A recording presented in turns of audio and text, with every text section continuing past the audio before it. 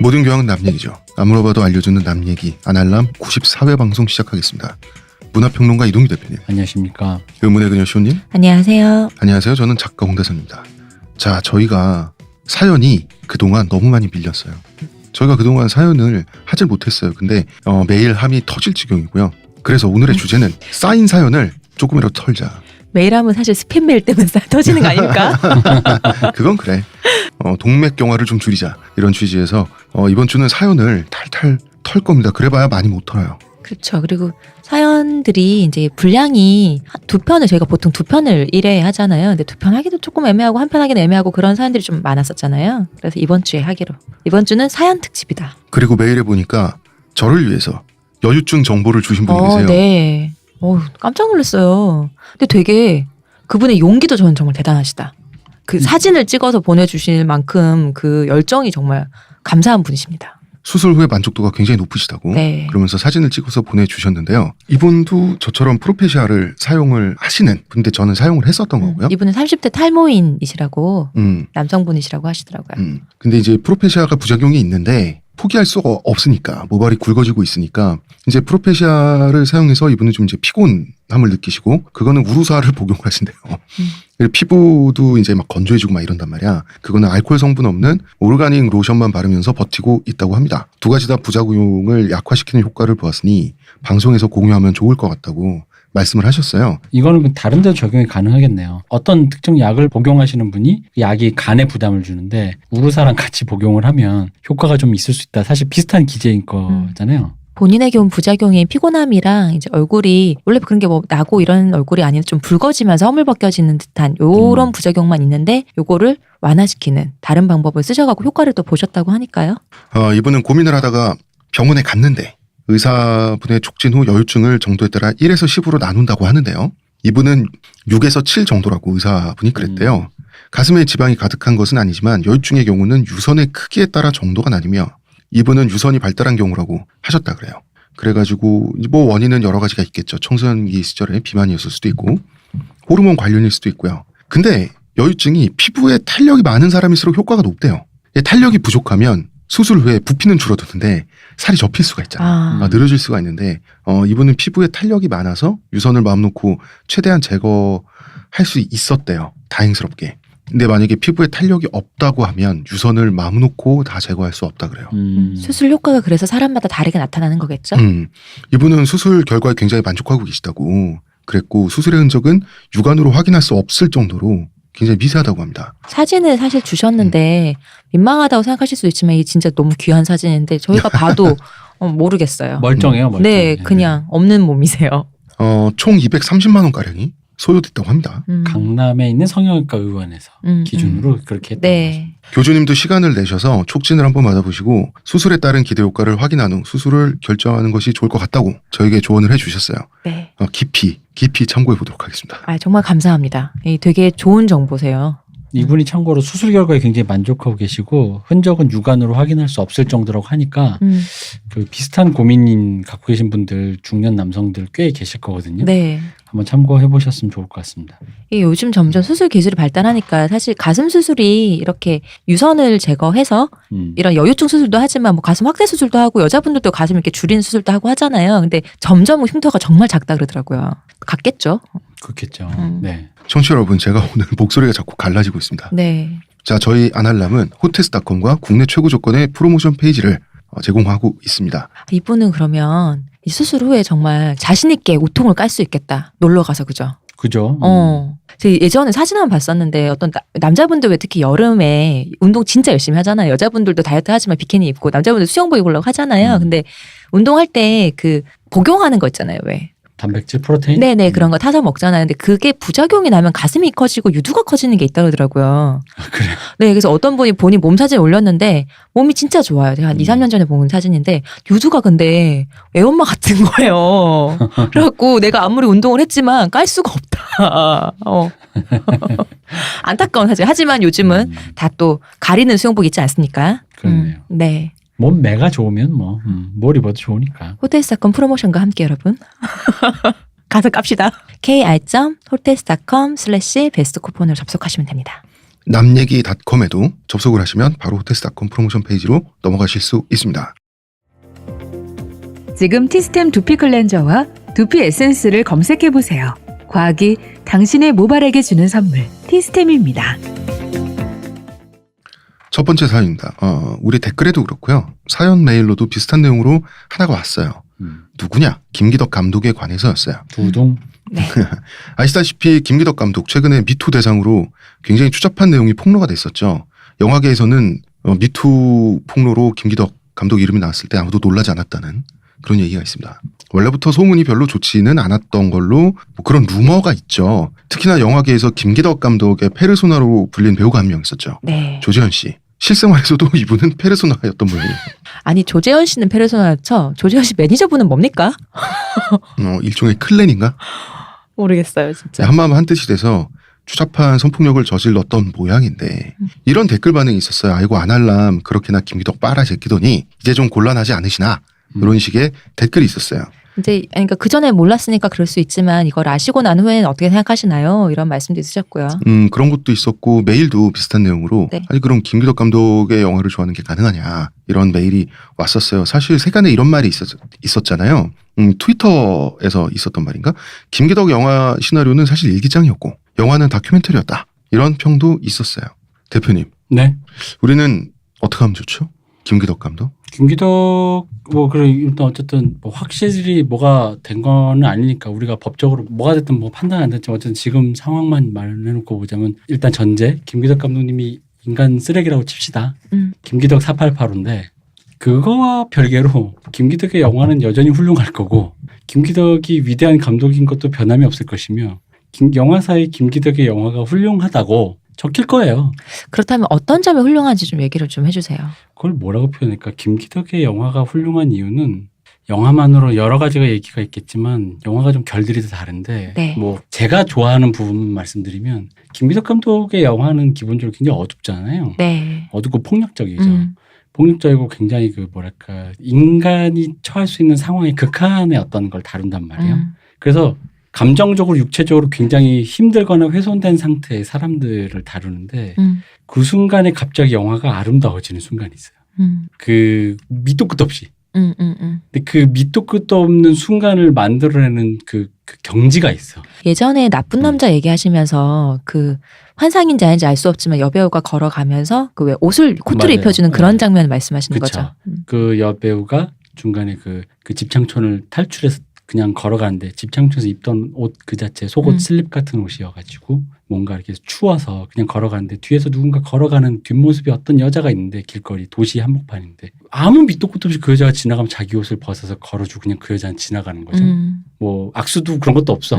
뭐 왜 이러세요? 이러고 묻지도 않고. 이건 단적인 예인데 그러니까 그런 식으로 김기덕 감독이 그 맥락을 초월한 아름다운 장면이 나오는데 근데 그럼 뭐 맥락 초월해서 그냥 이쁜 장면 찍으면 다냐가 아니라 그 맥락이 바로 그 영화의 기본적 정서 있잖아. 파괴적이고 훼손된 상태에서 그 굉장히 강렬하게 바닥을 찢는 순간에 보여주는 어떤 굉장히 그 아름다운 그 희망일 수도 있고 네. 뭐가 될 수 있는 그런 지점을 아주 절묘하게 포착을 해낸다는 거죠.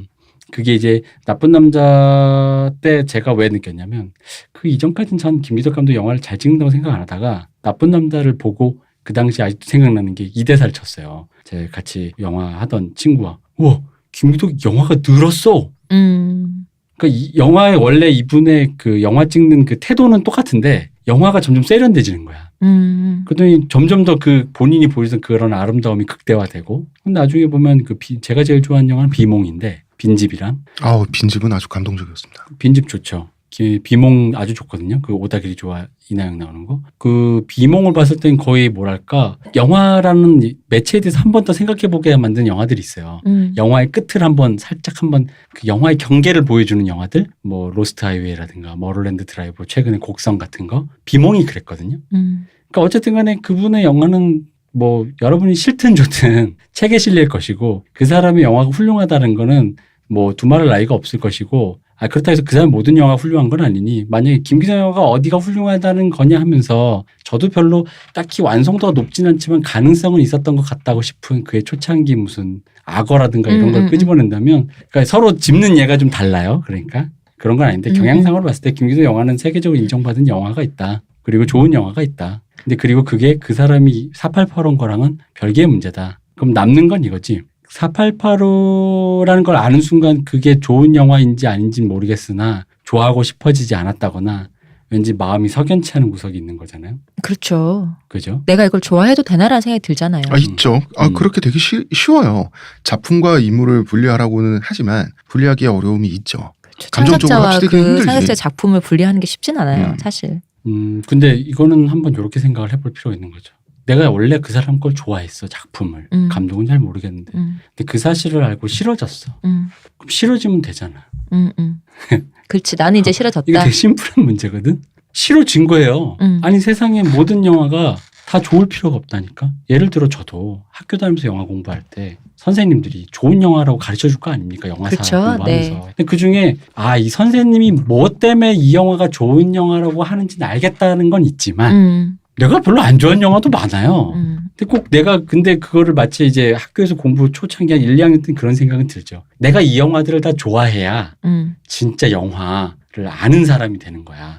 내가 예를 들어 남들은 저 영화를 좋다고 하는데 내가 이 영화가 안 좋으면 왜 나만 좀 수준 떨어지나 나. 뭐 좀 예술을 모르는 사람 나 보는 눈 없나? 보는 눈 없나? 그러니까 그런 불안감이 오는 거야. 근데 사실 그건 아니거든요. 그냥 안 좋아하면 되지. 그럼 그 다음이 있어. 원래 좋고 안 좋고라는 마음이 없었는데 그것 때문에 싫어졌어. 앞으로도 볼 생각이 없어. 그리고 그 영화를 좋다는 사람도 싫을 것 같아. 싫어하면 되잖아. 억지로 좋아할 필요는 없는 거죠. 그죠? 뭐가 문제죠? 그래서 나는 오히려 대묻고 싶은 거죠. 그럼 굳이 우리한테 와서 너희들이 그 사람 영화를 굉장히 좋다고 했는데 그 사람이 이런 사람인가 밝혀졌는데 굉장히 모양 인쇄가 우스워진 거 아니냐? 를 질문하고 싶은 그 마음이 뭐였는가가 오히려 한번 질문을 해보고 싶은 거죠. 김기덕 영화가 좋다고 얘기한 게 어디가 우스워진 거죠, 우리가? 글쎄요. 우리가 김기덕의 인격을 칭찬한 적은 없는 것 같은데. 우리는 한 번도 영화 얘기나 예술 얘기를 하면서 그 영화 창작자 인격에 대해서 얘기한 적은 한 번도 없어요. 그러면 뭐 이렇게 연관 검색어에 걸리시는 분들은 우리가 다 나홍진 치면 연관 검색어 인성. 예를 들어 뭐 이거와 비슷한 얘기로 미국에서 그 FBI에게 쫓겼던 아동 성추행범으로 심지어는 한 명도 아니고 지금 밝혀진 것만 4건이 넘는 네. 로만 폴란스키의 경우에도 그렇다고 해도 로만 폴란스키의 악마의 시라든가 차이나타운이라든가 피아니스트는 걸작으로 남을 거예요. 그리고 피아니스트에서 나치에서 유태인이 겪었던 그런 심정을 묘사해내는 그 방식이라든가 그 사람이 얘기했던 그 유태인의 그것들 이 사람들 실제로 홀로코스트 피해자라고 하는데 그건 어디 가는 거 아니에요. 근데 그 사람이 아동 성추행을 볼 뿐이지. 그리고 피아니스트와 지금 방금 말씀 피아니스트는 우리나라에서 개봉을 했는데 만약에 이 논리면 피아니스트를 수입한 사람 아동 성추행범 영화를 그리고 피아니스트는 아카데미 외국어 영화상 감독상을 탔나 그랬고 아카데미 외국어 영화상 탔고 칸 영화제상 탔잖아. 칸 영화제 상 준 사람. 그 보수적인 아카데미 위원회. 성추행범 옹호. 물론 나탈리 포트만은 청원서를 썼다는 거에 후회한다고 하는데 이해합니다. 근데 이해하는 거와 나탈리 포트만이 그렇게 썼다고 해서 밑에 그런 말은 안 했잖아. 피아니스트라는 영화를 저주한다. 그렇죠. 그잖아. 그러니까 그건 별개의 문제가 아닐까? 그렇게 치면 폴란스키의 영화를 우리나라에 수입한 수입상들 앞에 가서 돌을 한번 던져야 되지 않을까? 비교적 최근작인 한 4, 5년 전 영화 고스트라이터에 출연했던 누구죠? 이완 맥그리거나 피어스 브로스난이나 그런 사람들도 다 그럼 아동 성추행범과 꿍짝이 맞아가지고. 맞았지. 그래가지고 그 영화가에 출연해서 이 돈도 벌고 아동 성추행범이랑 같이 농담 떠먹게 하니까 너무 재밌어. 그런 건 아니라고 생각하고 그 영화의 세계관에 동의했고 그 사람들은 그 사람 직업에서 할 만한 일이라고 생각을 한 거고 그건 별개의 문제라고 생각하고 그리고 그 사람이 만약 아동 성추행범 뭐 스위스에 잡히고 뭐 어떻게 해서 뭐 풀려나서 도망가고 뭐 했다는데 그건 그거대로 그 형사법에서 네. 처리해야 될 문제라고 생각을 하는 거죠. 근데도 불구하고 그게 합쳐지지가 않는단 말이에요. 근데 합쳐지지가 않으면 안 합치면 되죠. 분리되지 않으면. 분리되지 안 합치면 돼요. 그 상관없잖아. 그럼 이제 요건 이제 한번 안 합쳐도 되지만 한번 요건 생각해 볼 필요가 있어요. 모든 예술이 당위를 얘기하고 여러분이 인생의 참원으로 받아들일 만한 교훈을 주는 건 아니에요. 교훈은 윤리의 얘기고 예술은 미의 얘기지. 근데 우연히 그게 결합되는 순간이 있죠. 미적인 쾌감을 통해 교훈을 준다. 착하게 살자. 콩쥐팥쥐 얘기를 되게 감동적으로 보다 보니까 마지막에 이게 이렇게 살면 안 되는구나 뭐 이런 거가 줄 수 있지. 근데 그거는 우연히 혹은 우연이거나 의도거나 그냥 미랑 윤리가 만난 순간이죠. 근데 미만 있는 순간도 있고 윤리만 있는 순간도 있어요. 그리고 그 우리가 드라이브 때 얘기했던 것처럼 미만 있는 순간도 있고 그리고 저는 김기덕 감독의 영화에 윤리적인 순간이 없었다고는 말을 못하겠지만 윤리적인 순간이 없다고 치더라도 그의 영화가 그런 가치가 있다는 거지.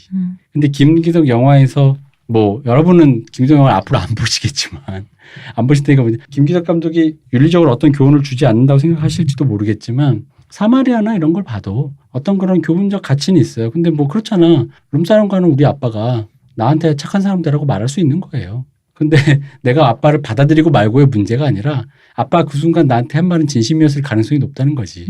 아마 그분도 그런 교훈이 담긴 영화를 찍었을 때 그 영화에 대해서는 그분은 진심일 수 있었겠지. 근데 그건 아닌지 모르니까 거기까지는 들어가는 건 관심법이고 그 영화가 그런 가치를 담고 있다. 근데 그분 본인은 488호다. 그건 별개의 문제죠. 그건 양립이 가능한 거 아닌가? 그치, 양립 가능하지. 이게 우병우랑 똑같은 거잖아. 그죠. 우병우가 공부를 잘했지만 나쁜 사람이다라는 거는 인정하잖아. 이렇게 치면 삼성 핸드폰 사면 안 돼. 성매매하는 오너가 만든 핸드폰이잖아. 애플 사야지. 근데 애플 사면 또 왜 안 되는지 알아? 게이가 만든 핸드폰이잖아. 다며. 네 덕분에 뭐뭐 했다. 말씀하신 분? 그죠. 네 덕분에 뭐뭐 했다. 성불했다. 근데 그 네 덕분에 뭐뭐 했다는데 그 덕분을 할 수 있는 그 페이를 지불한 게 뭐겠어. 내가 삼성 핸드폰 산 거 아니야. 여러분 이거 분리하지 않아요? 여러분 삼성 갤럭시 쓰면서 이건희의 성매매 영상이 떠오르나요? 저는 그거가 분리가 되는 게 삼성 갤럭시로 네이버에 접속을 해서 이건 욕을 하지 않습니까? 그죠? 그게 그리고 불편하면 안 사면 되고 안 보면 되는 거잖아요. 그죠. 그럼에도 불구하고 갤럭시 때문에 자꾸 그게 생각난다. 그 이건희 영상이 생각난다. 그럼 다음에 그러면. 이제 다른 휴대폰 쓰는 거고. 그렇죠.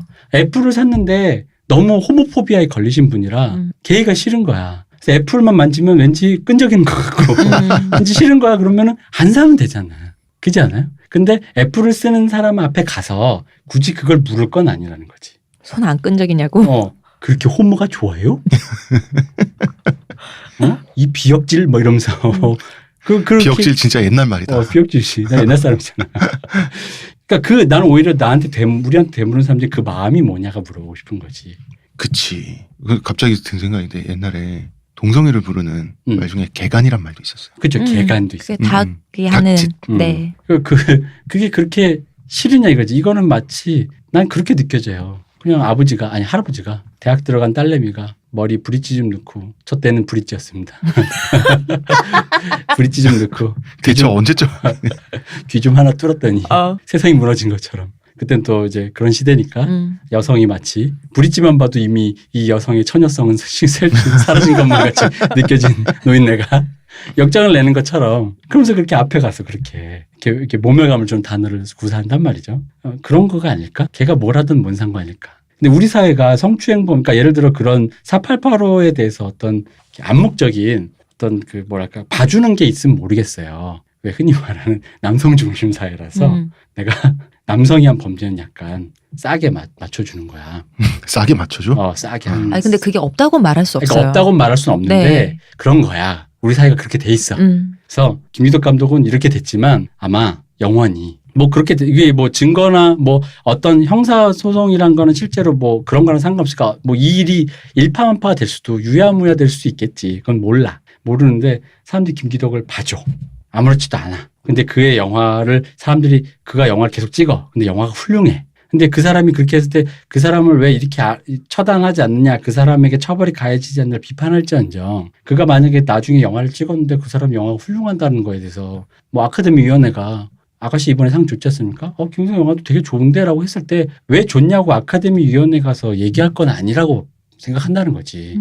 이럴 수 있어. 그가 아카데미 시상식에 못 가게 출국 금지. 이 사람은 범죄자다. 공항에서 출국 금지 시위를 할 수도 있고 아카데미 상을 못하게 하러 갈 수도 있어. 그건 우리 모두의 자유라고 나는 봐요. 근데 아카데미가 그의 영화를 아름답다고 평가하는 거에 대해서 그것까지 막을 수 있나? 그리고 그 평가하는 사람에게 가서 너는 어떻게 그럴 수 있냐라고 물어보는 게 옳은가? 그거는 이상하지. 그런데 이제 어디까지는 가능하고 어디까지는 그래서는 안 된다라고 하는 지점에 대해서 그거를 완벽하게 계측을 하고 사람들이 살아가진 않아요. 바쁘기도 하고 그죠? 화도 많이 나고 김기덕 그 뉴스는 누가 봐도 화가 나고 역겨워할 만한 뉴스였어요. 맞아요. 그래서 김기덕이 깜빵에 가야 된다. 법리적으로 깜빵 가야 되면 가야죠. 가서 콩만 먹어야지. 근데 그게 김기덕의 영화를 소비하는 것과 소비하는 것에까지 씌워지면 안 된다는 거지. 아 나는 김기덕이 당연히 깜빵을 가야 된다고 믿고 그게 당연한 정의의 구현이라고 생각하고 김기덕이라는 사람 비토하겠어. 김기덕은 싫어. 김기덕이 영화 찍는 것도 안 했으면 좋겠어라고 생각한다고 해서 옆에 영화를 좋아하는 친구가 김기덕의 영화를 보고 좋다고 하는 거에 대해서 뭐라고 할 필요는 없다는 거지. 근데 오히려 왜 좋냐라고 해서 서로 따져먹고 나는 안 좋은데라고 해서 난 이 영화 왜 안 좋은데에 대해서 얘기를 한다면 나는 왜 좋은데라고 서로 토론할 수는 있겠죠. 너무 폭력적이어서 싫다. 그럴 수 있죠. 너무 뭐 신체 훼손적이다. 너무 여성에 대한 뭐가 있다. 그럴 수 있죠. 근데 누구는 그럼에도 불구하고 모모의 면이 나는 마음에 들었다. 그럴 수도 있죠. 그것은 서로 간의 어떤 취향의 영역에서 갈리는 거죠. 그것 때문에 평가를 한다든가 그것 때문에 평가를 하지 않겠다든가 그럴 수 있다고 나는 봐요. 취향의 영역에서 비평의 영역에서 나는 이렇게 생각해라고 하는 부분에 대해서 어떻게 그럴 수가 있냐라고 하는 것은 그 사람의 생각이 됐든 취향이 됐든 그 인간적인 부분을 침해하는 게 될 수도 있는 거예요. 그러니까 제가 왜 이렇게 얘기하냐면 그 얘기는 토론이고 토론은 기본적으로 공격적인 태도가 어느 정도는 배제된 상태의 대화를 얘기하는 거죠. 근데 보통은 이제 이런 식의 어법은 공격을 하게 되는 거죠. 이거를 소비하고 있는 사람 너 이꼴 김기덕. 이 작품 김기덕. 이 작품을 보는 너 김기덕. 김기덕 미니미. 그래가지고 너희들 다 김기덕. 그래서 이 영화를 옹호하는데 만약 너도 남성연대. 남성 호모소셜이야. 그건 솔직히 그건 좀 말이 안 된다고 보고 그거는 그거고 별건 별거다라는 거죠. 우리 그 김기덕 관련해서 이제 댓글 중에서 우리 혼돈의 카오스님이라는 분께서 하셨던 말씀이 있는데 작가와 그러니까 창작자와 뭐 작품의 메시지는 생각할 수 있지만 그 창작자와 창작자가 만든 작품의 완성도는 다른 얘기가 아니냐. 그건 분리할 수 있지 않느냐. 저는 그 말로 좀 정리가 되는 것 같아요. 근데 그럼에도 불구하고 싫다면 싫으면 된다니까요. 맞아요. 근데 남이 좋다고 하는 거에 대해 내가 이상한 감정이 들면 그건 한번 본인 스스로 생각을 해봐야 돼요. 역두역스 참이죠. 네.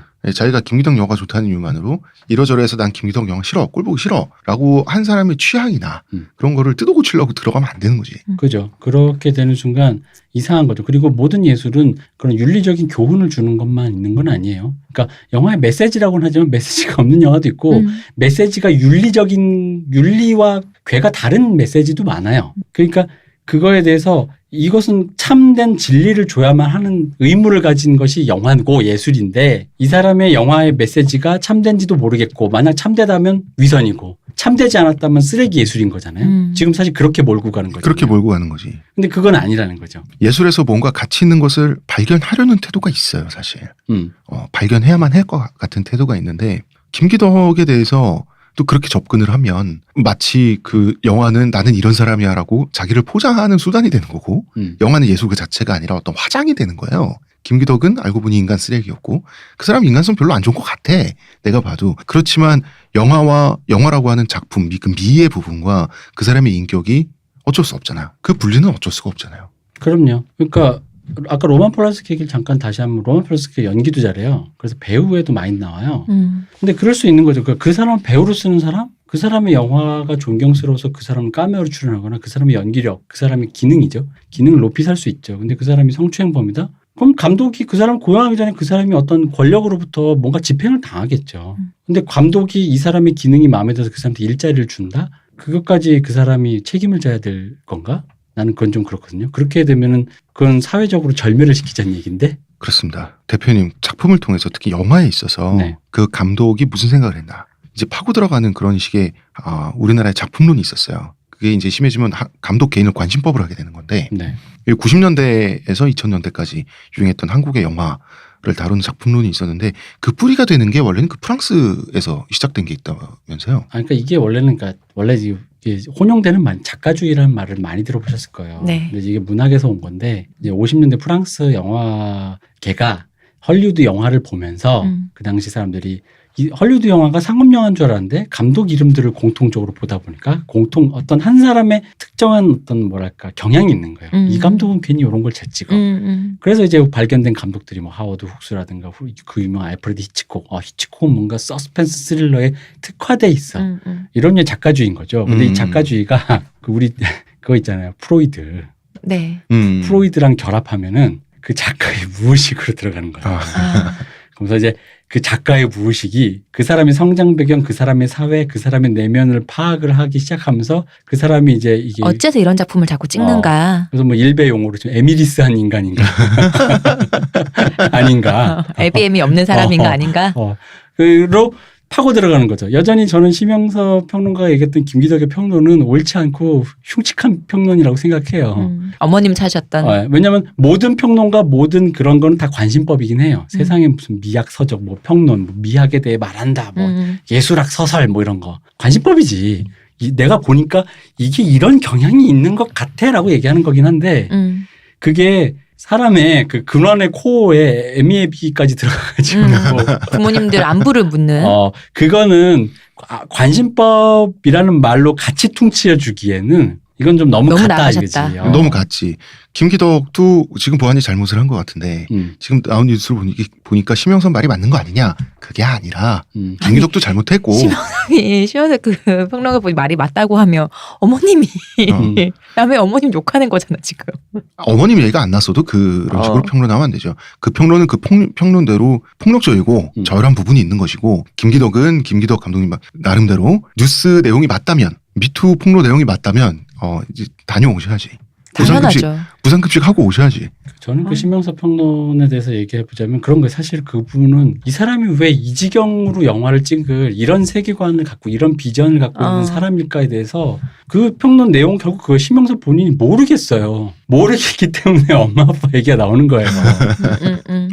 그렇지. 그게 되게 일배식이라고 그게 에미리스라는 얘기가 나오는 그렇죠. 거라고. 그러니까 사적으로 만약에 아는 사이다 이 사람을 그러면 사적 내가 지켜봐왔으니 오랜 동안 지켜봐왔으니 이런 부분 이런 것 같다라고 말할 수 있지만 그렇지 않은 사이라면은. 그래서 그 얘기에서 로만 폴란스키 다시 얘기한 로만 폴란스키가 그 홀로코스트 희생 피해자 중에 한 명이에요. 네. 그러다 보니까 이 사람의 아동 성추행이라는 거 또 왜 자기 애인이 그 유명한 찰스 맨슨에게 살해당했잖아요. 네. 정확히 찰스 맨슨 추종자에게.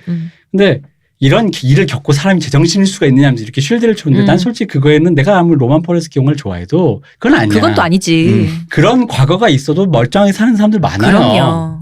맞아요. 멀쩡한 사람들 많고 근데 그런 과거가 있기 때문에 잘못될 수도 있어요. 있는데 그걸 우리가 계측할 수 없지.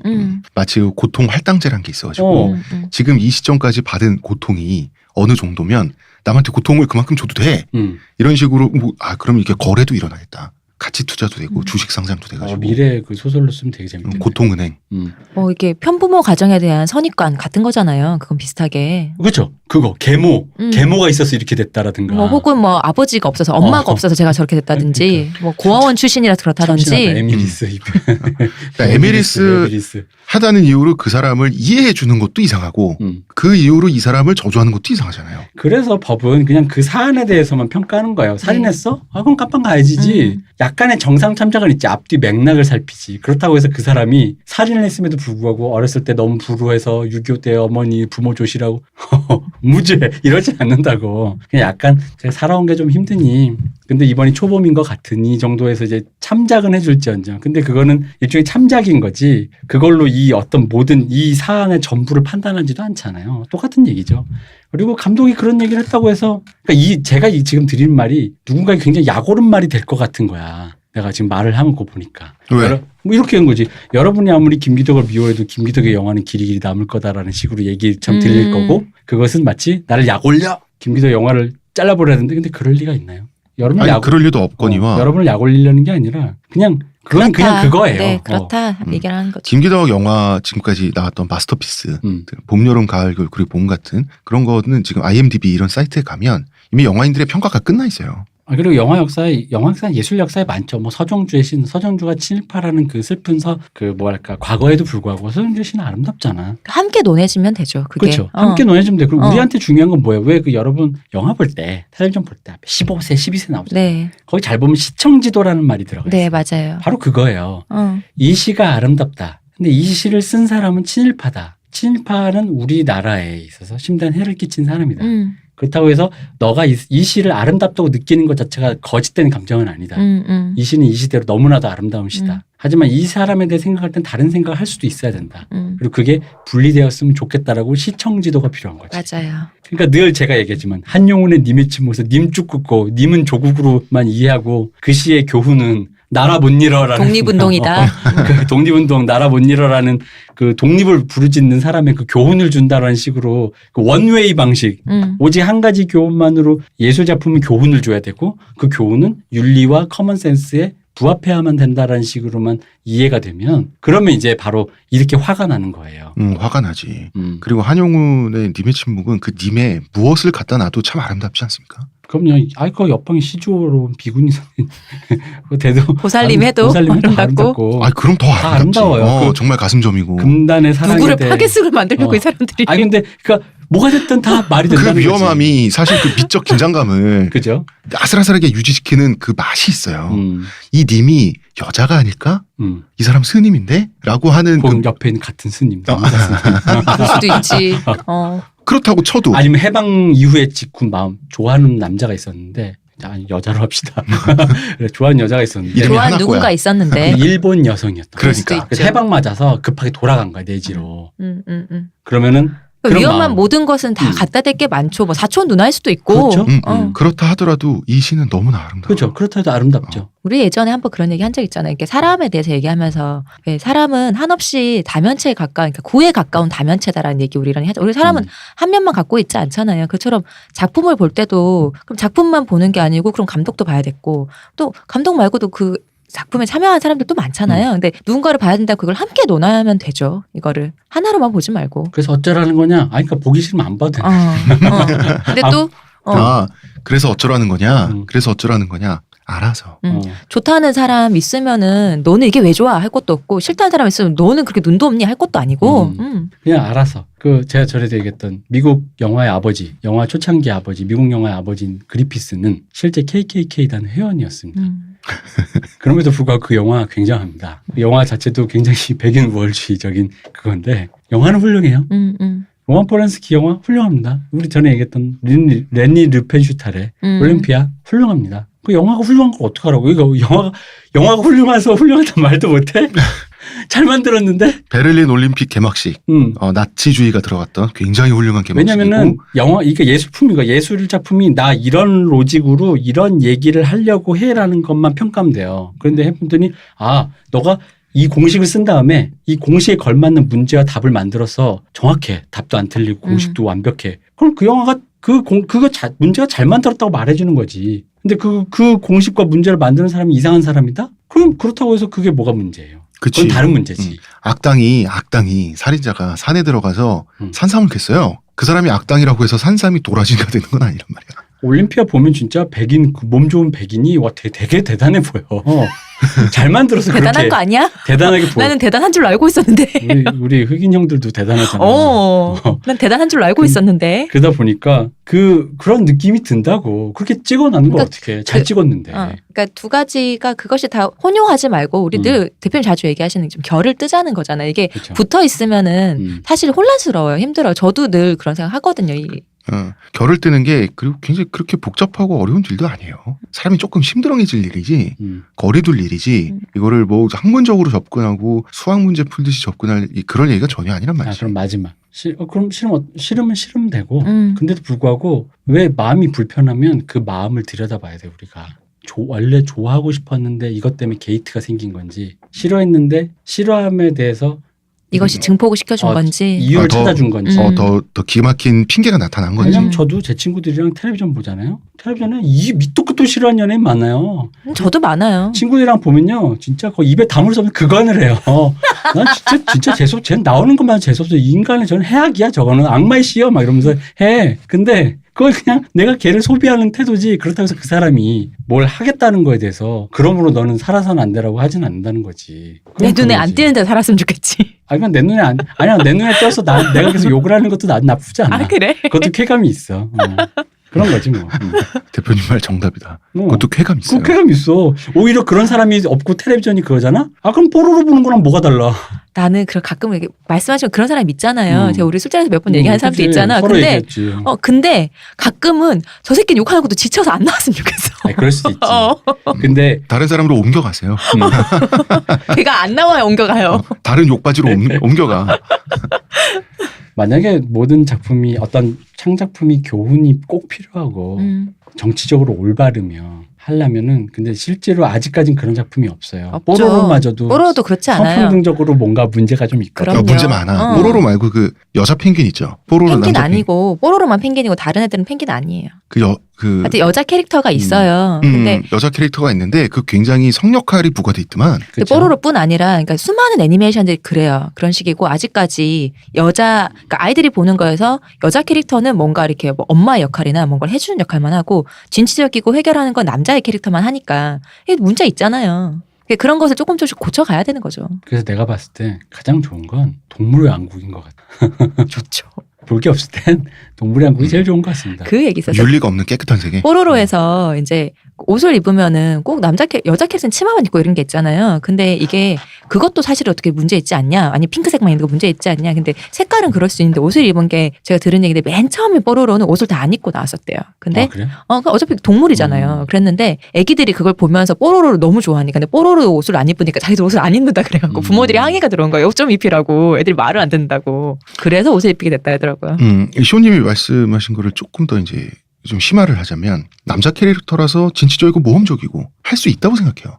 여성 캐릭터라서 문제를 해결하기만 해야 되고 좀 엄마 같고 그럴 수 있다고 생각해요. 근데 제가 뽀로로를 보면서 불쾌감을 느꼈던 건 뭐냐면 뽀로로의 행복과 혹은 뭐 좀 정신 차리거나 얘가 좀 더 좋은 그 어린이가 되거나 하는 그 과정 있잖아요. 네. 성장의 과정에 있어서 그 여성 캐릭터가 소모돼. 난 그게 나쁜 거야. 그렇죠. 여자라고 아니 여성 캐릭터가 나와서 음식하는 거 좋아하고 문제 해결해 주는 거 좋아하고 친절하고 그건 상관없다고 봐요. 저는 그것도 상관 있다고 생각해요. 아니 제 생각은 네네. 그래요. 근데 사실은 그래서 행복하다면 난 상관없다고 생각하는데 문제는 한 캐릭터가 다른 캐릭터의 도구로서 소모되고 그 치워지는 거 있죠. 나는 요거는 굉장히 불쾌했어요. 이거는 남녀 문제도 아니고 남자의 여자의 문제가 아니라 그래서는 안 된다라는 생각을 했는데 거기서 이게 좀 성차별적이라고 나는 느낀 거예요.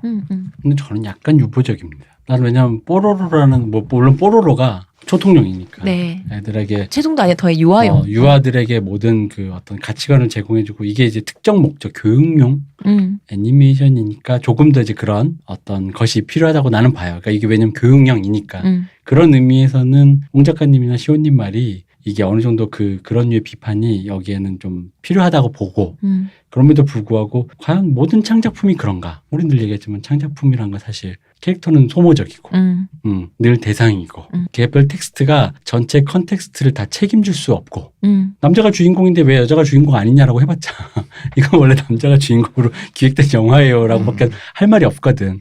그치 이제 대표님 말이 맞는데 제가 이제 이건 좀 이상하다 싶었던 에피소드 몇 개가 있어요.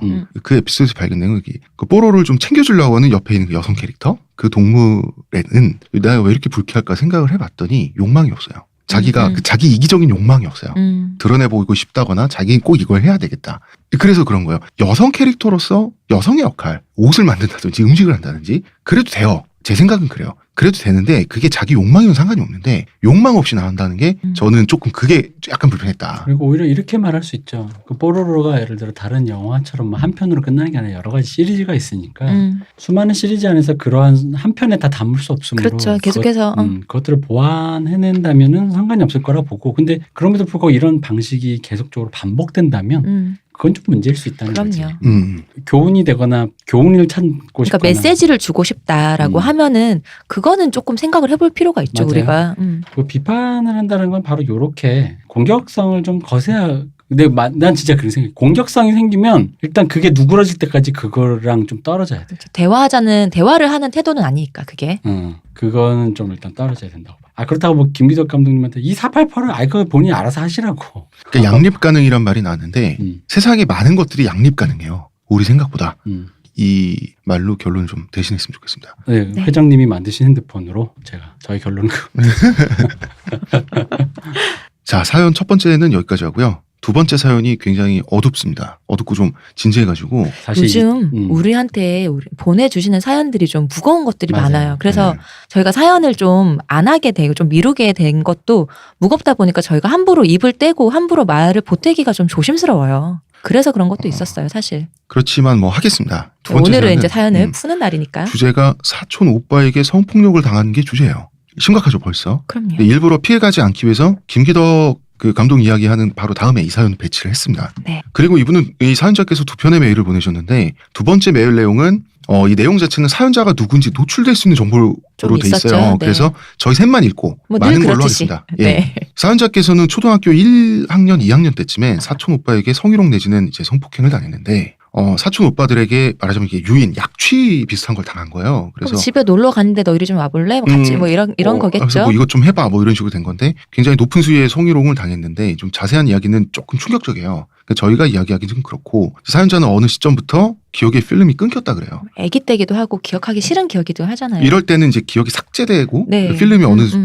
뭐 그럴 수 필름이 있잖아요. 네. 돌아가다가 말잖아. 초등학교 때 이제 어머니께 상황을 말한 적은 있대요. 이런 일을 당했다. 근데 그때는 거절을 당했대요. 그래서 사연자가 생각하기에는 그 당시 몸이 안 좋으셔서 어머님이 짜증을 잘 내시고 평소 예민하시기도 해가지고 그냥 시끄럽다 얘야 이런 식으로 사연자는 상처를 입었겠죠. 그리고 그 이후로 일절 이야기를 꺼내지 않다가 고등학교 3학년쯤에 촌에서 도시로 가는 도중에 차에서 부모님께 또 말씀을 드렸대요. 그때는 아마 추석 때쯤이었던 것 같다고 하시는데 이때는 뭐 아버지께서 사촌 오빠들 그 오빠들의 사촌 오빠들의 대학 등록금을 내주셨고 아무것도 모르는 모습에 자기는 이제 분했던지 홧김에 말해 버렸다 그래요. 마음속으로 생각만 하다가 제대로 말해본 건 이제 처음이라 가지고 이번에도 좀 웅얼거리셨대요. 그래서 아버지가 제대로 들으셨는지 하여튼 제대로 들으신 거는 같은데 모르겠어요. 이게 아버지께서 그냥 또 웃어 넘기셨다 그런 거예요. 마치 이제 어색한 상황을 피하려는 듯한 그런 느낌을 받으셨는데 이후에 정말 제대로 말씀드린 거는 21살 여름방학 때 부모님께 다시 말씀을 드렸다. 그러니까 이때는 제대로 전달이 됐던 것 같아요. 이때부터는 일이 크게 됐다 그래요. 어머니한테 전부터 말씀을 드렸지만 어머니께서는 이제 자기는 이번에 처음 듣는다고 주장을 하시길래 이때부터 어머니께서 이야기를 들어주기 시작했다 그래요. 이제 알고 보니까 여름방학 때 부모님한테 난리를 치고 나서 어학연수를 간 사이에 어머니께서 큰어머니께 이러한 일이 있었는데 알고 있었는지 화가 나셔서 말씀을 드렸고 당연히 몰랐겠죠. 어학연수를 다녀온 뒤에는 사연자분의 기분을 망치지 않으려고 어머니께서 큰어머니께 화냈던 일을 이제 바로 말해주지는 않았다라고 하신 거예요. 사연자에게. 네. 사연자에게. 사연자께서는 분명히 엄마한테 2번이나 호소를 하다가 거절당했다고 본인은 생각하고 있었는데 어머니 입장에서는 아이가 웅얼거리고 제대로 이야기해주지 않아서 그냥 애들끼리의 일이겠지 싶었다가 나중에 보니 큰일인 줄 몰랐다고 고백을 하셨다 그래요. 그러니까 어머니하고는 서로 오해가 풀린 것 같다고 지금 네. 얘기를 하시고요. 그리고 이제 방학 때 잠깐 어학연수로 가서 어쩌다 보니까 이제 지나가게 됐다가 올해 다시 말씀드려서 이번에는 이제 아버지께서도 사태를 정확히 알게 되신 것 같아요. 네. 그래서 아버지께서 친가 가족들 다 있는 앞에서 이제 조만간 이야기를 하실 것 같다고. 요 다음에 이야기를 하셨는지는 저희가 모르겠어요. 근데 모르겠습니다. 일단 지금 그런 어떤 상황에서 상황이 발생했는지도 모르겠고. 사건 이제 옛날에 그 사촌 오빠들에게 당했던 그 사건 후로도 몇 번 이상한 눈초리를 그 당사자들한테서 받았었는데 초등학교 4학년 때부터 이제 뭐 여드름이 나고 막 그럴 때가 있잖아요. 이제 그러면서 안 이뻐지니까. 안 이뻐지는 그러면서 외모 비하를 이렇게 받으면서 그런 눈초리가 좀 잦아들었대요. 그럼 잠깐만 이 눈초리라는 게 이게 뭐야? 그러니까 뭐 흔히 말하는 우리가 흔히 훑어보는 거 있잖아요. 아니면은 그런 식으로 약간 성적인 대상으로 보는 눈빛. 이 사촌 오빠들이 그 사건이 있은 후부터 이 그 후로도 그런 피해자였던 눈빛으로 여러 이 번 봤던 사연자를 거죠. 그렇게 이제 눈으로 훑었겠지. 알 수 있잖아요. 예, 알겠습니다. 그리고 사연자는 여성이고 이제 남동생이 한 분 계신데 신체적으로 불편하다고 하시니까 남매는 사촌들 무리에 끼지 못하고 명절마다 각자 다른 방에서 지내고 인사도 안 하고 그러다 보니까 각자 방으로 들어가기 전에만 보고 안 봐도 되어서 독립하고 연을 끊을 때까지만 참자라는 마음으로 사연자는 버텼다 그래요. 이게 명절이 굉장히 괴로웠을 것 같아요. 그럼요. 며칠 동안 몇 박 며칠을. 이 사건이 발생했던 데는 할머니 댁인데 할머니 집에 가기 싫어서 고등학생 때부터는 뭐 찜질방에서 혼자 지내면서 최대한 늦게 가거나 안 간 적도. 괜히 부모님한테 타박 들으면서. 원래는 대학교를 졸업하고 취업하는 즉시 이제 동생 외 가족들과 천천히 멀어질 생각이었는데 할머니는 뭐 어쩔 수 없이 명절 몇 번씩 한번 보고 그럴 생각이었는데 더 이상 참을 수 없게 된 건지 점점 말할 기회가 줄어드는 것 같아서인지 대학교에 들어가면서 엄마와의 관계가 조금씩 좋아지면서인지 심정에 무슨 변화가 일어나서인지는 몰라도 어쨌든 부모님께 다시 기대를 하게 된 것 같다 그래요. 그 전까진 실망, 그렇죠. 어릴 때도 배신감에 얘기하고 기억이 굉장히 많았던 고등학교 거죠. 때도 얘기를 했는데도 들어주지 않으셨으니까. 처음에 말할 때는 수치스러워서 웅얼거렸는데 한번 밝히니까 그다음부터는 말하는 게 그나마 자연스러워졌다고 합니다. 어떤 일이 있었는지 왜 자신을 혼자 남겨두었는지 원망도 하고 또 이제 옛날에는 그 사촌 오빠들의 키나 힘의 차이가 막대하잖아요. 그렇죠. 본인은 초등학교 저학년이고 오빠들은 초등학교 고학년이니까. 거기서 오는 두려운 감정 이런 많은 것들을 얘기를 했었대요. 그리고 지금에 와서는 몇몇 친구들한테도 털어놓을 수 있게 되었다고 합니다. 예전에는 부끄러움이나 자괴감이 들었는데 성인이 된 지금은 자꾸 화가 많이 나는 것 같아요. 무엇 때문에 화가 나는지 스스로 곰곰이 생각을 해보니까 자신이 겪어서 화가 나는 것보다는 어린애한테 그런 일을 했어라고 하는 거 있잖아요.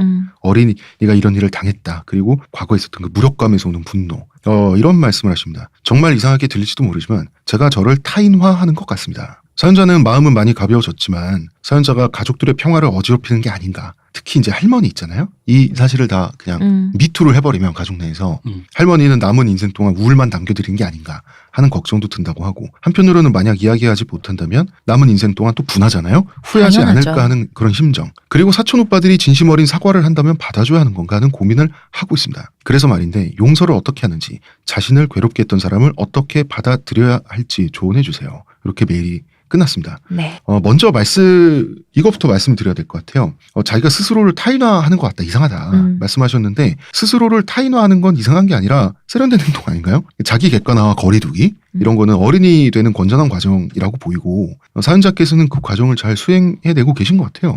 그리고 일단 수치심과 자괴감이 분노로 바뀐 것, 이거는 잘 된 거라고 봅니다. 네. 예, 사연자는 잘못이 없잖아요.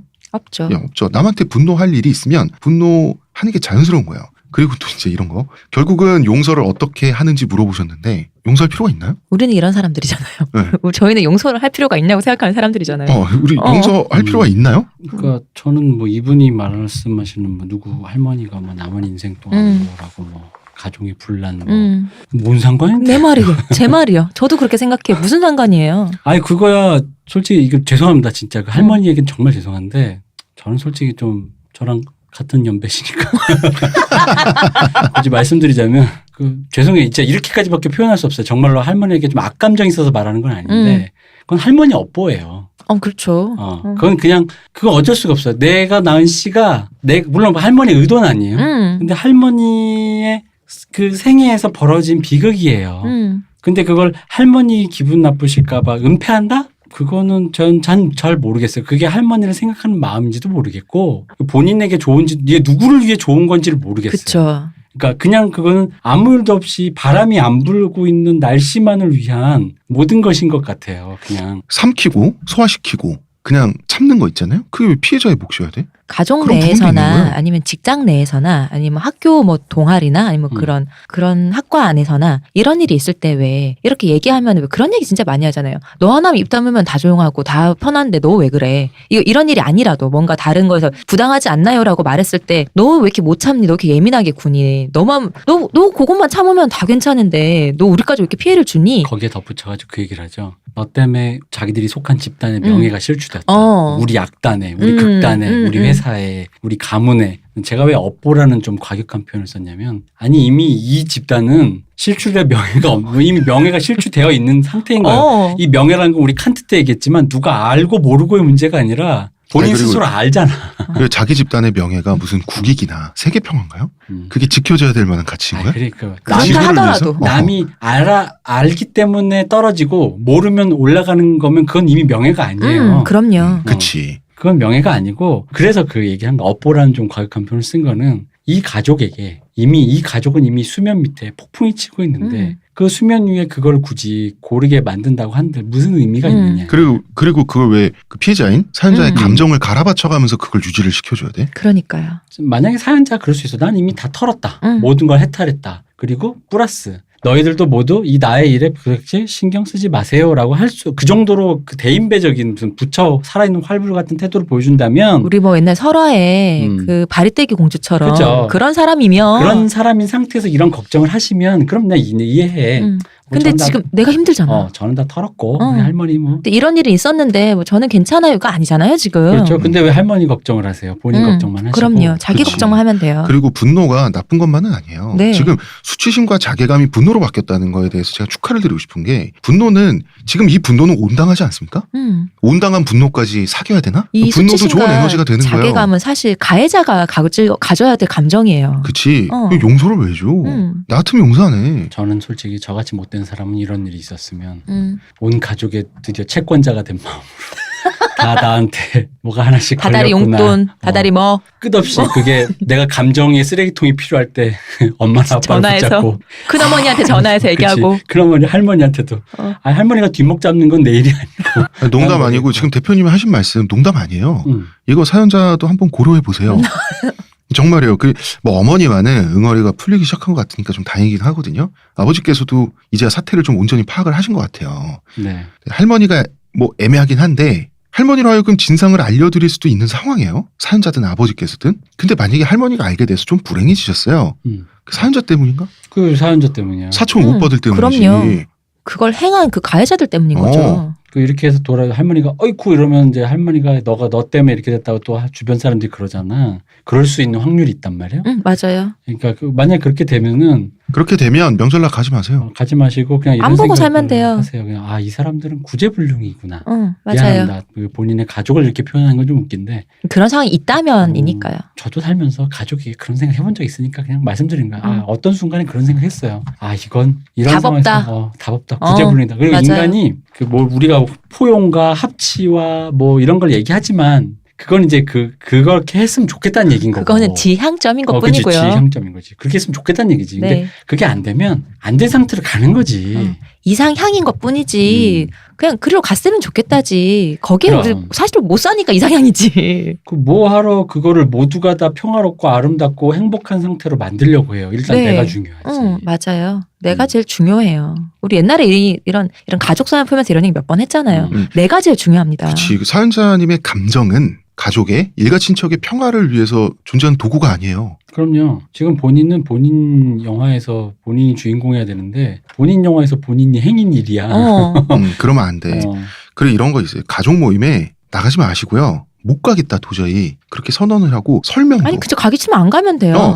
설명하는 것도 해결하는 것도 그 뭔가 폭발이 되면 그 수습하는 것도 고통을 받는 것도 어른들하고 사촌 오빠들한테 넘겨버리세요. 그럼요. 왜 가? 그리고 이 사촌 오빠들이 아마도 정말로 저는 안 그럴 거라고 생각하지만 보통의 확률로는 근데 또 사람이 또 그럴 수 있어. 정말 진심 어린 참여를 할 수도 있어요. 우리가 진짜 잘못했다. 내가 정말 잘못했다라고 사과를 할 수도 있어요. 근데 그렇다고 해서 반드시 사과를 받아야 되는 것도 아니고 용서를 해줘야 되는 것도 바로 그거예요. 용서를 해줘야 되는 것도 아니에요. 그리고 사촌 오빠들 결혼하면 언니들한테 꼭 얘기해줘야지. 그 언니들한테 꼭 얘기해주세요. 언니 여동생 있어 조심하세요. 얘기해줘야지. 꼭 얘기해주세요. 왜 그런 거 하면 안 돼? 실제로 경찰청 통계인가요? 네. 그 미성년자 유아죠. 특히 어린 여성의 폭행의 가해자는 친부가 압도적으로 많답니다. 네, 맞습니다. 친부가 많답니다. 그러니까 우리 흔히 생각하는 의붓 어머니나 의붓 아버지가 많을 것 같지만 실제로 아동 폭력을 행사하는 것은 친부모가 많습니다. 여기서 말하는 폭력이 이제 성폭력은 특히. 그러니까 꼭 말해줄 필요가 있고 그리고 저는 솔직히 말하면 또 두 가지만 하나는 스스로 타인하는 거에서 조금 조심하셔야 되는 거는 거리를 두고 관찰하고 그 감정 자체에서도 조금씩 거리를 둘 수 있으면 되는데 감정 자체에 끌어오르는 건 내가 약간 주체하기 힘든 상태에서 그런 사안이나 그런 것이 타인화되면요. 그건 약간 뭔가 그걸 분리하면서 약간 그거는 거리두기랑은 조금 좀 다르고 약간 안 좋은 모습이거든. 그거는 이제 거리두기가 아니라 유리된다. 그렇죠. 라고 유리되는 하죠. 거죠. 그러니까 그런 거가 아닌지 본인이 한번 잘 생각을 해보시면 좋고 그리고 부모님이나 그러니까 이런 류의 가족 특히 가족이라고 말하면 안 되고 이런 분들이 공통점 뭐냐 주로 어른들이야. 그러니까 어른들한테 어떻게 해야 되는가. 내가 만약 파국이 됐을 때 예를 들어 큰어머니가 전화 왔어. 니는 너 때문에 우리 아들이 뭐 했잖아. 그럴 때 본인이 진짜 이 정도까지 마음 준비를 하고 있어야 돼요. 뭐냐면 바로 반말로 네 새끼 때문에 내가 지금 그런 거지. 니년이 애들 잘못해서 그런 거 아니지. 진짜 그렇게 할 수 있어야 돼요. 진짜로요. 농담 아니에요. 그거가 할 수 있을 정도로 미리 마음의 준비를 하고 계셔야 합니다. 정말입니다. 그리고 막상 해보면 통쾌합니다. 나 이거 왜 알지?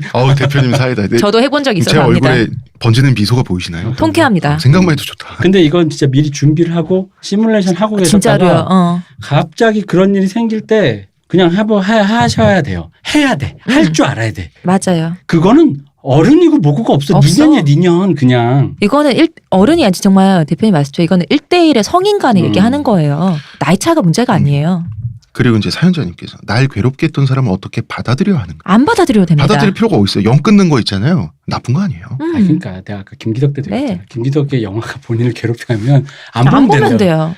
이거 안 보면 돼. 근데 본인 그 사람이 진심을 다해 사과를 하는 건 알겠지만 내 마음이 안 풀려? 안 풀리는데 어떡하라고. 그럼 그렇게 살면 돼요. 그러니까 미안하니까 돌아가줘 꺼줘줘 내 앞에 절대 나타나지 마.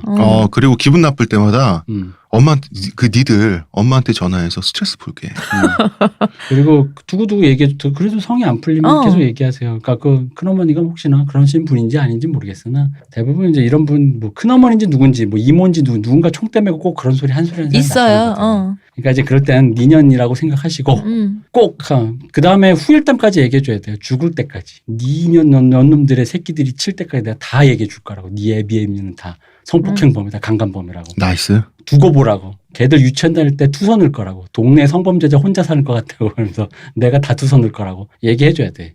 그렇게 세게 나가잖아요. 그쪽에 쩔쩔맬걸. 쩔쩔매지 진짜로요. 당연히. 이게 왜냐면 어른들 관계에서 어른한테 태해야 될 우리나라 뭐 대부분의 사람들이 그 밑에 사람으로서 느껴지는 그 어떤 태도가 있잖아요. 네. 어쨌든 존댓말하고 아예 어르신하면서 먼저 어른의 말을 듣고 하는 어떤 우리나라 사람들의 태도가 그리고 있는데 무슨 말을 해도 내가 들어줘야 된다는 우리 그렇죠. 또 그런. 근데 그 태도와 나의 피해로서 내가 해야 될 말이 있는 위치라는 게 이게 부딪히는 순간이 있어요. 네. 그러니까 그런 순간이 굉장히 특히 어린 사람 입장에서는 되게 난처해져요. 우물우물하게 되고. 내가 분명 피해자인데 네. 내가 왠지 더 가해자된 기분이고 내가 나쁜 사람 되고 내가 안 맞는 기분이야. 아니야 지금 채권자는 사연자님이야. 큰 소리 좀 쳐도 될 것 같고 그리고 똑 부러지는 사람보다 더 무서운 게 독한년이고 독한년보다 무서운 게 미친년이거든요.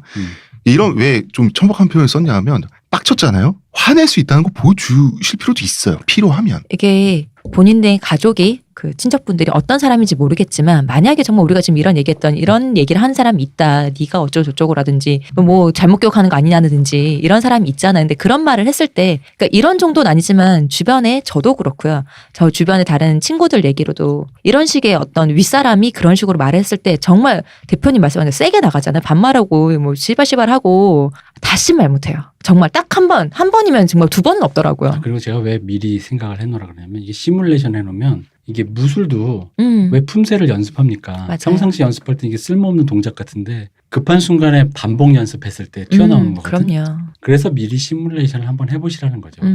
정확한 아주. 거울을 보면서 왜 그 누구지? 원빈이 하나? 아저씨에서 야 죽을래? 뭐 이러면서 누가 연습하지 그거? 어디 영화에서 조인성이 하나? 자기 얼굴 보면서 연습하잖아 그거. 그래. 말죽거리 잔혹사에서 권상우 씨가 맞아. 야, 2층으로 올라와 이거 계속 하잖아. 근데 그 웃어 보여도 맞아. 그 효과 있어요. 그게 그 사람이 거기서 권상우 씨가 그 캐릭터 연습했기 때문에 그 부들부들 원래 옛날에는 거기서 무서워서 고개를 눈을 안 마주쳤는데 그쵸. 연습을 했기 때문에 야 2층으로 올라와 이걸 한 거란 말이야. 옥상으로 올라가 됐던 거지. 그거가 가능했던 거라고. 그럼요. 그걸 해야 된다고 그래서. 그렇습니다. 오늘 대표님 솔루션 아주 마음에 드는구만. 저도요. 이 문제를 안고 가야 되는 것은 사촌 오빠들이지 사연자분이 절대 아니고요. 그런 면에서 어떤 방식이 야만적이지 않으면서 적합할까 얘기를 해볼 시간이 있었으면 좋겠는데 대표님이 이미 거의 다 말했어. 그리고 그분들이 만약 정말 용서를 구하고 싶은 참된 마음이 있다. 참회의 마음이 정말 있으면은요. 몇 번이고 용서를 구하고 왜 그런 거 있죠. 우리 알잖아요. 몇 번 했는데 야 씨발 이렇게까지 했는데 왜 그렇게 뻗대냐고. 이거 참여하는 거 아니거든요. 이것만 알고 계시면 돼요. 의외로 진짜 신기한 게 뭐냐면 언제까지 이걸 해야 돼 싶은 마음이 드는 순간 그래서 상대방이 용서 안 해주는 거야. 그게 느껴져서. 맞아. 근데 진짜 진심으로 언제인지는 모르겠지만 내가 계속 미안하다고 얘기할게. 화 풀리면 언젠가 얘기하라고 하면 생각보다 빨리 풀려요. 근데 그러니까 사과하시라고 했더니 미안합니다. 됐습니까? 바로 요거거든. 사과했으니까 됐지. 제가 얼만큼 더 하면 만족을 하시겠습니까? 그러니까 사과를 해야 될 거 아닙니까? 그럼 사과 드립니다. 이렇게 하면 됩니까? 따라 나와 있어요. 옥상으로 올라와. 이 에비리스한 새끼. 에미에비가 그냥 통째로 한 세트로 없어 이것이. 제가 최근에 트위터에서 배운 또 욕이 있지 않습니까? 제가 여러분 많은 분들이 아셨으면 좋겠어요. 욕을 쓰지 않고 하는 욕. 가정교육을 자습하셨네요. 우리 품위도 뭐 지키고 싶다. 그럼 요런 거. 이 새끼 이거 가정교육 자습했네 이거. 근데 어른들은 있잖아요. 아랫사람이 욕하는 게 제일 충격적이야. 맞아요. 진짜로. 솔직히 말하면. 정말 반말과 욕하면요. 그게 진짜 제일 충격적이에요. 제가 구체적인 얘기는 말씀드릴 수 없지만 제가 경험을 해봐서 압니다. 저도 경험을 해봐서 압니다. 구체적으로 정확하게 화를 내면서 욕을 하잖아요. 특히 저의 평소의 말투처럼 원래 이렇게 말을 하다가 욕을 하면은 그럼 이제 해결이 맞아요. 되더라고요. 충족요법. 저의 주변에도 이제 이런 식으로 그 고요법을 써서 모든 것이 한 방에 평화로운 그런 경우가 많아요. 왜냐면 어른들이 의외로 이게 있어요. 사회생활을 우리보다 오래 하셨기 때문에 이게 딱 그 정도까지 어린애들한테 그런 거 당하는 경우가 진짜 오래되셨거든. 이게 역치가 딱 그 자극의 자기의 그 충족도 레벨 있잖아. 딱 오는 순간에 바로 이해하셔. 이거 아니다. 더 건드리면 안 되겠다.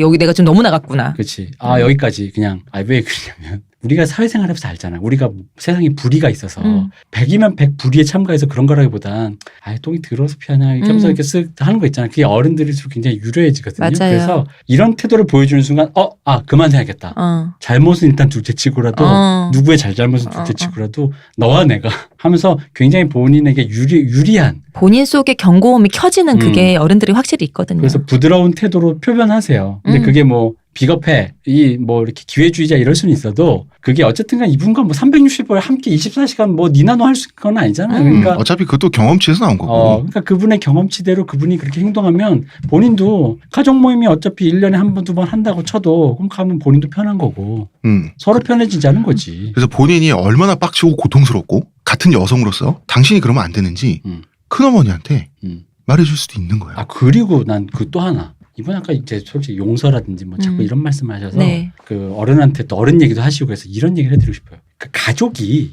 물론 그럴 수 있습니다. 그 아빠나 엄마가 결혼을 해서 내 애를 낳고 그랬으니까 그 엄마 아빠에게는 그 가족의 책임이 있어요.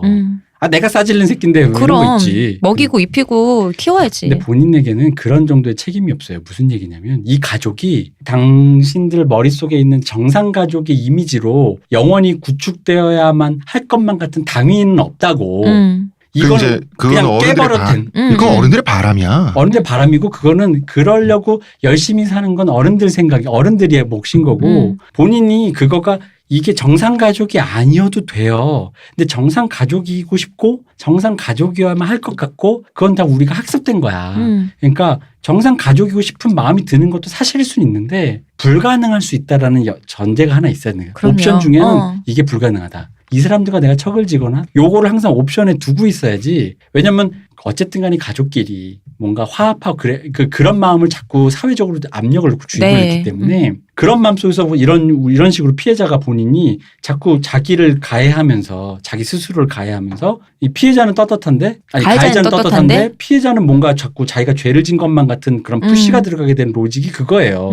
왜? 이 전체가 정상인 상태로 있어야 되는데 나이가 돌출될까 봐. 라는 거거든. 그러니까 그건 아니라는 거지. 그건 아닌 거지. 애초에 이 가족은 이미 이런 일이 있었던 순간 이미 정상 가족이 아니야. 사연자의 감정은 정상 가족처럼 보여지기 위한 과정에 갈아 넣어줘도 되는 도구가 아닙니다. 다시 한번 말씀드리죠. 저는 그리고 이게 또 성범죄에 관련된 거라서 그런 것 같아요. 보통의 범죄는 더 수치스럽고 이럴 수 있으니까. 보통의 범죄는 가해자를 욕하고 가해자에게 말을 하는데 성범죄는 피해자를 욕하는 경우가 많거든요. 이렇게 우리나라뿐만 모든 이제 로직이 이 사회가 세워져온 로직이 그런 경우가 많아서 그래서 더 그렇게 생각을 하시는 것 같아요. 설마 초등학생이 오빠들 꼬리 쳤다고 이런 소리 하는 건 아니겠지. 그런 얘기 하면 그런 얘기 하면 거기 다행히 어려서 다행이다. 왜 다행인 건지 모르겠지만 그런 얘기 하면 차 몰고 가서 박아버려. 실제로 그런 얘기를 하는 가해자가 있었어. 진짜? 모르세요? 그러니까 어떤 할아버지가 60대인가 70대인가가 5살인 같은 초등학교 저학년 애를 성추행을 했다. 근데 이제 입건이 됐어요. 입건이 됐는데 제가 나한테 꼬리 쳤다고. 그러면 이제 그 나이와 상관없이 맞아야 되는 거지. 그죠. 사실 맞아야죠. 거열형에 쳐야 돼요. 그래서 본인이 뭔가 이렇게 해야만 될 것 같은 당위가 있을 것 같으면 먼저 그거부터 체크하셔야 돼요. 가족이 화목해야 될 것만 같고 오빠랑 잘 지내야 될 것 같고 용서해야 될 것 같고 안 해도 돼요. 안 해도 돼 왜? 그리고 사연자는 채권자예요. 중간에 한번 얘기하셨잖아요. 중간에 이제 이렇게 가족이 사이가 좋아지기 전에는 동생하고만 연락하고 모든 다 가족들과 좀 멀어지려고 하셨다면서요. 그 마음이 한 번은 품은 적이 있잖아요. 그러면은 그거 한번 환기하시면 돼요. 그냥 아예 전화를 걸어가지고 난 이런 일이 있었기 때문에 더 이상 사촌 오빠들 보는 게 괴롭다. 그래서 나는 의절할 거다. 이런 식으로 그냥 전화를 하셔도 되고. 아니 의절할 걸 뭐하러 전화까지 해. 안 가면 그만이지. 아니 그냥. 대표님 솔루션이 제일 좋아. 시뮬레이션 돌리고 있는 게 제일 좋아. 일단 시뮬레이션 늘 돌리고 계셔야 돼요. 전화를 할지 안 할지 모르지만. 그리고 나만 그런 건지 모르겠는데요. 제 경험담을 말씀드리면 시뮬레이션 하고 있으면 어느 순간 갑자기 기분이 좋아지면서 빨리 그때를 기다리게 돼요. 이상하게. 그거 삶에 좋은 에너지 됩니다. 진짜로. 진짜로 그렇게 돼요. 진짜 이거 삶에 좋은 에너지 돼요. 처음에는 그냥 오기만 하면 내가 꼭 이렇게 해줄 거야 이렇게 하다가 계속 시뮬레이션 돌다가 언제 전화 오지? 제가 아까 말했잖아. 분노 결코 나쁜 게 아니에요. 그럼요. 예. 그리고 감정적 의무감 가지지 마시고 친가 이 가족 집단에 대해서 마음껏 미워하세요. 괜찮습니다. 네, 괜찮아요. 네, 미워한다고 해서 본인이 나쁜 사람이라거나 삐뚤어져서 그런 거 아니에요. 그럼 네. 자, 본인 인생의 주인공이에요. 네. 여기까지 하겠습니다. 네. 그리고 그런데 이제 사연자분이 잘 극복을 해 나가시면서 성인이 되는 그런 과정으로 보여서 그나마 좀 다행이고, 예, 좀 그런 생각이 듭니다. 아까 대표님이 얘기하셨던 그거 있잖아요. 그러니까 이 시뮬레이션과 함께 이게 거리두기인지 아니면 이게 정말 타자화를 똑바로 하고 이제 그거 한번 체킹, 그거는 꼭 체크를 해주셨으면 좋겠어요. 예, 그거만 네. 이제 딱 체킹을 네. 하는 거죠. 왜냐하면 그 기억이 너무 힘들거나 그러면서 자기와 거리 두는 건 좋은데 그렇죠. 아예 떨어져서 그 남의 일 마냥 아니, 보게 왜냐면 되는. 그건 좀 안 되거든. 거리가 두어지면 감정도 거리가 두어져야 돼.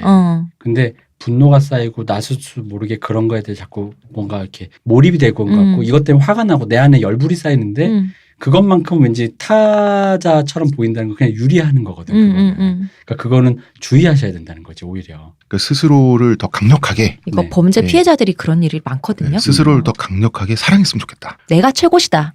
내 인생에 내가 최고시다. 물론입니다. 자, 사연자분 응원하는 마음을 네. 가지면서 그런 말씀 드리면서 일단 오늘 이번 주 첫 번째 방송은 여기까지 하겠습니다. 문화평론가 이동규 대표님, 감사합니다. 의문의 그녀 시호님 감사합니다. 감사합니다. 저는 작가 홍대수입니다.